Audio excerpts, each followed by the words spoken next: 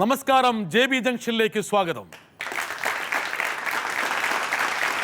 കഴിഞ്ഞ ദിവസങ്ങളിൽ നമ്മോടൊപ്പം ഉണ്ടായിരുന്ന ലാൽ തന്നെയാണ് ഈ എപ്പിസോഡിലും നമ്മുടെ അതിഥി. ലാൽ എന്ന കുടുംബനാഥനെ, കുടുംബാംഗത്തെ നമ്മൾ ഈ എപ്പിസോഡിൽ അനാവരണം ചെയ്യും. ലാലിന് പുതിയൊരു പാഠം ഉൾക്കൊള്ളാൻ ആ സിനിമ സഹായിച്ചല്ലേ? തീർച്ചയായിട്ടും. ലാലിൻ്റെ സിനിമയോടുള്ള കാഴ്ചപ്പാടിൽ ഒരു മാറ്റം വരുത്തിയത്? അല്ല, അത് തീർച്ചയായിട്ടും വലിയ ചിന്തകളിൽ മാറ്റം വന്നിട്ടുണ്ട്. ഇപ്പോൾ ഞാൻ ഉദാഹരണം പറഞ്ഞു കഴിഞ്ഞാൽ, ഇപ്പോൾ എൻ്റെ ആ പടം തുടങ്ങുന്നത് ആ സിനിമയ്ക്ക് മുമ്പായിരുന്നെങ്കിൽ മകനുമായിട്ട് ചർച്ച നടന്നതെങ്കിൽ മകനുമായിട്ട് ഉടക്കി പിരിഞ്ഞേനെ. ഞാൻ ഉദ്ദേശിക്കുന്നതല്ല, ഒരുപക്ഷെ മകനൊക്കെ പ്രദാനം ചെയ്യുന്നൊരു സമൂഹം, അല്ലെങ്കിൽ ആ തലമുറയുടെ ഒരു വികാര വിക്ഷോഭങ്ങൾ, അല്ലെങ്കിൽ അവരുടെ ഒരു ആസ്വാദന രീതി എന്താണെന്ന് മനസ്സിലായത് ലാൽ അഭിനയിച്ച് ആ സിനിമ വിജയിച്ചുകൊണ്ടല്ലേ? അതുകൊണ്ട് കൂടിയാണ് തീർച്ചയായിട്ടും. അത് മാറ്റങ്ങൾ ഉണ്ടാകുന്നുണ്ട്. ഓരോ നിമിഷങ്ങളും നമുക്ക് മാറ്റങ്ങളുണ്ട്. ആ സിനിമ കൊണ്ട് മാത്രമല്ല മാറ്റങ്ങൾ ഉണ്ടാകുന്നത്. ഓരോ സിനിമകളും ഓരോ വിജയങ്ങളും ഓരോ പരാജയങ്ങളും കാണുമ്പോൾ, ഞാൻ പരാജയപ്പെട്ട സിനിമകൾ കാണുന്ന ആളാണ്. അപ്പോൾ അതിൽ നിന്നൊക്കെ ഞാൻ ഒരുപാട് കാര്യങ്ങൾ പുതിയതായിട്ട് പഠിക്കുന്നുണ്ട്. ഞാൻ പറഞ്ഞു തന്ന ഈ സിനിമയുടെ എനിക്ക് അത്ഭുതം തോന്നിയൊരു കാര്യം, ഞാൻ അന്ന് പടത്തിൻ്റെ ആദ്യത്തെ സമയത്ത് റിലീസാകുന്നതിന് മുമ്പ് ഞാൻ ചോദിച്ചാൽ പുളി തിന്നുന്ന ഒരു ക്ലാസ് റൂമിൽ ഒരു സീനുണ്ടല്ലോ ആഷിക്ക്, അതൊക്കെ വേണോ, അതൊക്കെ കട്ട് ചെയ്ത് കളഞ്ഞുകൂടെ, ഒക്കെ ഒരു ദുർമേധസ്സായിട്ട് കിടക്കുകയല്ലേ പടത്തിൽ. ഇല്ല കേട്ടോ, അത് വേണം, അതാണ് ഓക്കെ. പക്ഷെ പിന്നീട് പടമൊക്കെ വന്നതിന് ശേഷം ഞാൻ ആലോചിച്ചു, അത് എത്ര ഗംഭീരമായിട്ട് ഒരു ചിന്തിച്ചു. എനിക്ക് അവരുടെ ഭയങ്കര റെസ്പെക്റ്റ് ആയിപ്പോയി. കാരണം ഇപ്പോൾ ഇംഗ്ലീഷ് സിനിമകളൊക്കെ കാണുമ്പോൾ അവർ വളരെ ഈ സ്കെയിൽ വെച്ചിട്ട് പടം എടുക്കുന്നവരാണ്. ഒരു ഹൊറർ പടം എടുക്കുകയാണെങ്കിൽ അവർ ആദ്യം തന്നെ ഒരു ഭയങ്കര ഹൊറർ, ഒരു പേടിപ്പിക്കുന്നൊരു ഷോക്ക് കൊടുത്തിട്ട് പിന്നെ സ്ലോ ആയിട്ട് പടം തുടങ്ങും. ഒരു ആക്ഷൻ പടം എടുക്കുകയാണെങ്കിൽ ഒരു ആക്ഷൻ ഓറിയൻറ്റഡ് ആയിട്ടുള്ള ഒരു സംഭവം ആദ്യം കൊടുക്കും. എന്ന് പറഞ്ഞാൽ ആദ്യം ഒരു ക്ലിക്ക് എന്നൊരു സംഭവം അടിച്ചിട്ടാണ് പിന്നെ ഒരു പടം ചെയ്യുള്ളൂ. ഇത് ഭക്ഷണത്തിനെ പറ്റി, അത് ബാക്ക്ഗ്രൗണ്ടായിട്ടുള്ള, അത് അറ്റ്മോസ്ഫിയറായിട്ട് വരുന്നൊരു സിനിമ എടുത്തപ്പോൾ പടം തുടങ്ങുമ്പോൾ തന്നെ എല്ലാ കാണാതിരുന്ന ആളുകളുടെ വായിൽ നിന്ന് ഉമിനീരിറക്കുന്ന ആ പുളി വലിച്ച് ചപ്പുന്ന ഒരു സീനുണ്ട്. അപ്പോൾ അതാണ് ചെയ്തവരത്, ആ ഒരു സീൻ കൊണ്ടിട്ട് ഉദ്ദേശിച്ചത്. അത് അവർ പോലും അങ്ങനെ ഒരു ശാസ്ത്രീയമായിട്ട് ചിന്തിച്ചിട്ടാണോ എന്ന് എനിക്കറിയില്ല. പക്ഷെ അതാണ് ആ സിനിമയെ നിർത്തിയിരിക്കുന്നത്. ഒരു ഭക്ഷണവുമായിട്ട് ബന്ധപ്പെട്ട ഒരു സിനിമ കാണാൻ ഇവരുടെ ഉമിനീരൊക്കെ ഇറങ്ങിയിട്ട് ഇവർ തയ്യാറായി എന്നുള്ളതാണ്.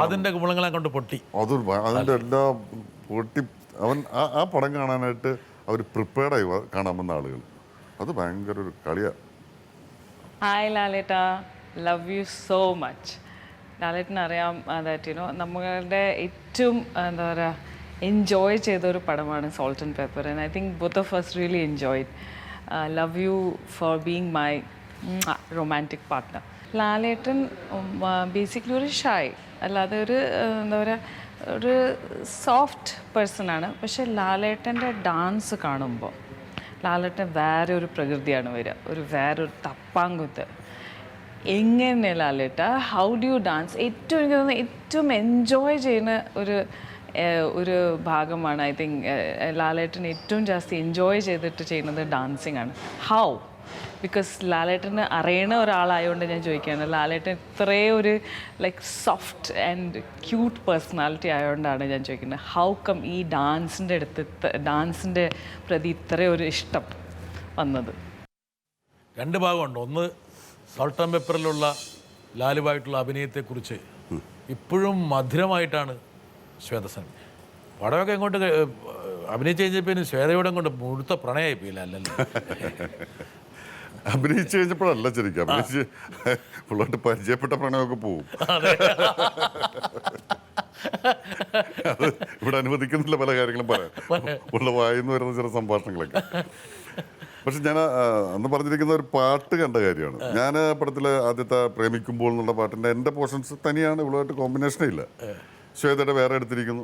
അപ്പോൾ ഇത് രണ്ടും കൂടി എഡിറ്റ് ചെയ്തിട്ട് കാണുമ്പോഴാണ് ഞാനത് കാണുന്നത്. അപ്പോൾ ശ്വേത ഷൂട്ടിങ്ങിന് ജോയിൻ ചെയ്തിട്ട് പോലുമില്ല. പക്ഷെ പാട്ട് കണ്ടിട്ട് നമുക്ക് ഇവർ തമ്മിൽ ചേരേണ്ടതാണ്, അല്ലെങ്കിൽ ഇവള് ഞാനുമായിട്ട് ചേരേണ്ടതാണെന്നൊക്കെ പറയുന്ന ഒരു തോന്നൽ ഭയങ്കരമായിട്ട് എനിക്ക് ഫീൽ ചെയ്തു. ഞാൻ പറഞ്ഞു, എനിക്ക് ഭയങ്കര പ്രണയം തോന്നുന്നു ഇവിടെ അടുത്ത് എന്ന് പറഞ്ഞു. അത് ശ്വേത വന്നപ്പോൾ തന്നെ ഞാൻ ശ്വേത അടുത്തും പറഞ്ഞു.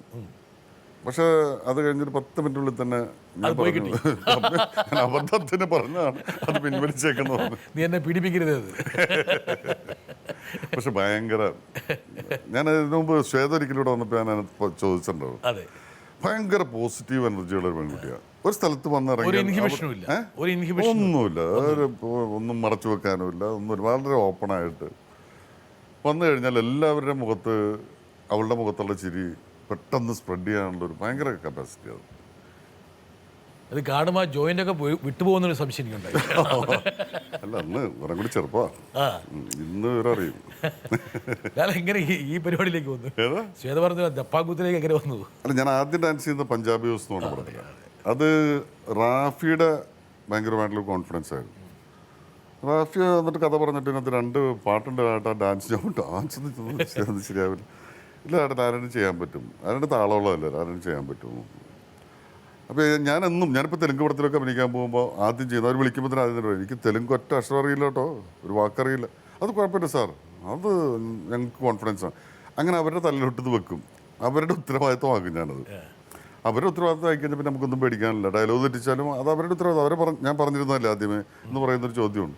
എന്ന് പറഞ്ഞ പോലെ ഇതിൻ്റെ കാര്യത്തിലും അതിലാരായിട്ട് പറ്റും, ഞങ്ങൾക്ക് നല്ല കോൺഫിഡൻസ് ആണെന്ന് ഇവർ പറഞ്ഞു കഴിഞ്ഞപ്പോൾ ഞാൻ ഫ്രീ ആയി. ആദ്യം ഈ ഡാൻസ് ഒക്കെ ചെയ്യുമ്പോൾ എങ്ങനെയാണ് വീട്ടിൽ ഭാര്യ മക്കളൊക്കെ എടുക്കാൻ പോകുന്നതിനെ കുറിച്ച് ചിന്തിച്ചിരുന്നോ? അയ്യോ, അത് ഭയങ്കര ടെൻഷനായിരുന്നു ആദ്യത്തെ പഞ്ചാബി സ്റ്റൈലത്തെ ഡാൻസ്. ഞാൻ അന്ന് ശരിക്കും പറഞ്ഞാൽ, സത്യം പറഞ്ഞു കഴിഞ്ഞാൽ മദ്യപിച്ചിട്ടാണ്, നല്ല ബോധയിലാണ് ഞാൻ ഡാൻസ് ചെയ്തത് അന്നത്തെ. സുബോധത്തിൽ ഡാൻസ് ചെയ്യാൻ പറ്റില്ല. സുബോധത്തിൽ ഡാൻസ് ചെയ്യാൻ പറ്റാത്തല്ല, സുബോധത്തിൽ എനിക്ക് ആളുകളെ ഫേസ് ചെയ്യാൻ പറ്റും. ആളുകളെ അടിച്ച് വീലായിട്ട് ഇയാൾക്ക് ഇതിൻ്റെ ആവശ്യമുണ്ടോ എന്നുള്ള രീതിയിൽ ഇവരെന്നെ നോക്കുന്നത് എനിക്ക് ചിന്തിക്കാൻ പറ്റില്ല. ഇയാൾക്ക് എന്തിൻ്റെ കാര്യം, ഇത് എന്താണ് ഇയാളിക്കുന്നത് കാണിക്കുന്നത്? ഒരു കുപ്പി മുഴുവൻ അകത്താക്കിയോ? കഴിച്ചിട്ടുണ്ടാവണം. ഒരു കുപ്പി ഫുൾ ബോട്ടിൽ തിരക്കില്ലാതെ കഴിച്ചു. ലേബല് കളഞ്ഞിട്ടുണ്ടാവും അല്ലേ? ലേബല് ലേബല് തുപ്പി കളഞ്ഞിട്ടുണ്ടാവില്ലേ? അത് ചില അവസ്ഥകൾ. പിന്നെ ഒരു ദിവസം കഴിഞ്ഞാൽ പിന്നെ ഡാൻസ് കട്ട് പറഞ്ഞിട്ടുണ്ട് ലാല്, തുടർന്നോ ഡാൻസ്? പിന്നെ എന്തും ചെയ്യാൻ നമ്മൾ റെഡി. എന്ത് ചെയ്യാനുള്ള മാനസികാവസ്ഥ? അതിനകത്ത് 100 കിലോ ഉണ്ട് മോഹിനി എന്ന് പറഞ്ഞ പെണ്ണൊക്കെ, അതിനൊക്കെ ഷോൾഡറിൽ വെച്ചിട്ട് ഡാൻസ് ചെയ്യേണ്ട പെടുത്ത. പക്ഷെ ഇവനുള്ള ഉള്ളിലുള്ളതുകൊണ്ട് ഒരു അവൻ എടുത്തിട്ട് നടക്കുക, ഞാൻ അവിടെ മാറിയിരിക്കുക, ഇവൻ പൊക്കിക്കൊണ്ട് നടക്കുക.